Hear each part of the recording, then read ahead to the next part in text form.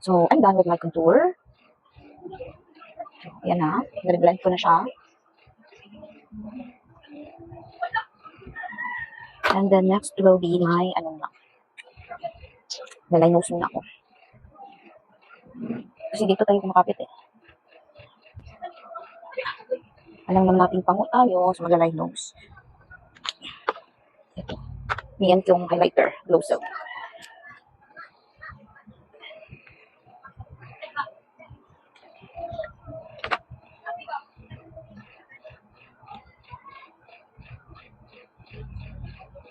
I'm the one who wants to love more.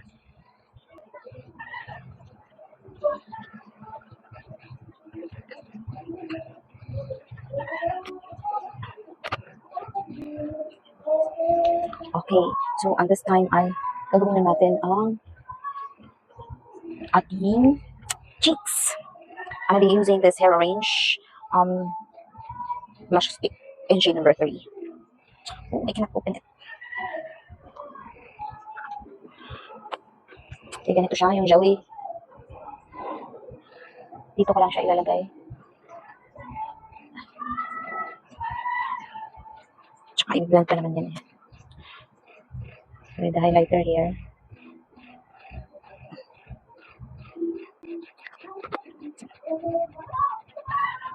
Yay! Thank you.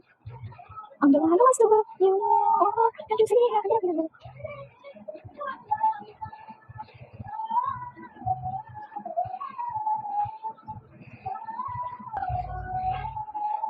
So, that's it. And for my lips, I think I would rather put a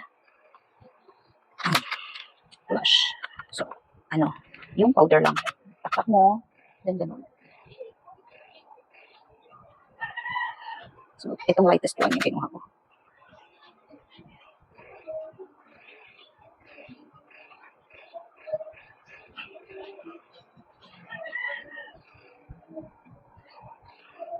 Oh, ayan. Dinagdagan ko na siya ng, powder. So, next in line is the, lipstick.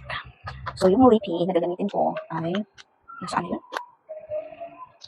Yung lippy na gagamitin ko, so bago ako magla-lipstick, ay maglalagay muna ako ng nitong Kim Muse lip balm. Wala itong kulay, para lang hindi mag-dry yung lips ko. So, ano ba yung lipstick na gagamitin ko? So, yung ginamit ko kay Margot kahapon ay itong Avon Peony Blush.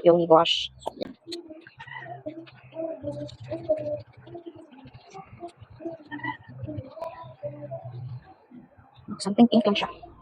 Yan, simple as that. At mayroon tayong may ika-cover tayo dyan.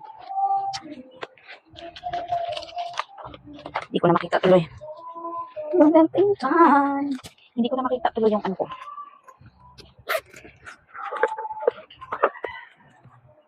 I will feel. Lalagay ako ng lip tint sa ibabaw mo.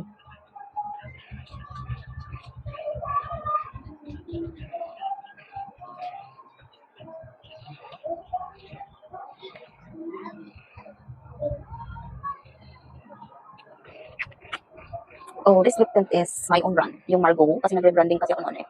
At hindi ko kinontinue, naglayong muna ako kasi nag-focus muna ako sa pagka-affiliate. So kasi useless naman pag mayroon tayong own brand tapos hindi pa tayo kilala, so sinong bibili? So pakilala muna tayo sa affiliating bago tayo babalik sa pag-rebranding. So now, for the final look, ito. Na tayo? Magpa-powder. Oh, yan.